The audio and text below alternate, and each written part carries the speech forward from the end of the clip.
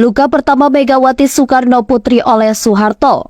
Pada 21 Juni 1970, dokter yang menangani Bung Karno keluar ruangan tanpa bicara, hanya melenggangkan kepala. Putra-putri Soekarno bergegas masuk ke ruangan, di pembaringan sang ayah tergolek lemah. Megawati Soekarno Putri mendekat, membisikkan kalimat syahadat. Tapi, hanya satu kata yang terucap lirih, Allah. Soekarno, pejuang kemerdekaan dan proklamator yang sebagian besar hidupnya dipersembahkan untuk mengantarkan kemerdekaan bangsa Indonesia, menghembuskan nafas terakhir. Di penghujung hidupnya, Bung Karno diperlakukan sebagai tahanan politik oleh Soeharto. Diasingkan dari keluarga, kawan, dan bangsa yang dicintainya, dituduh macam-macam oleh penguasa tanpa pembuktian di pengadilan.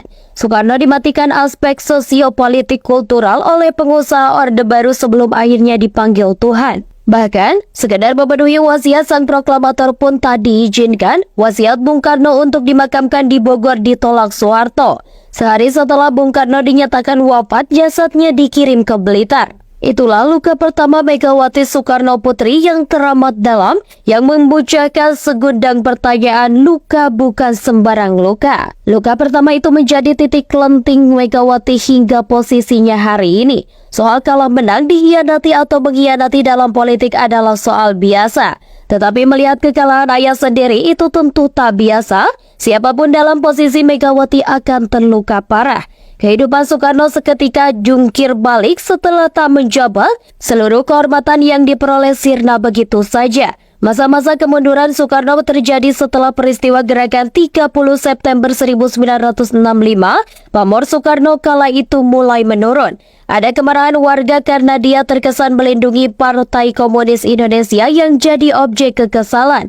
Puncaknya pun terjadi saat Soeharto tampil ke permukaan bak pahlawan bermodalkan surat perintah tanggal 11 Maret 1966 atau Super Semar. Lewat surat itu, Soeharto bertindak lebih dari sekedar mengamankan ketertiban negara, namun juga turut serta menggoyangkan kursi jabatan Soekarno. Hingga akhirnya tindakan Soeharto berujung pada peralihan kekuasaan secara resmi di sidang MPRS 12 Maret 1967.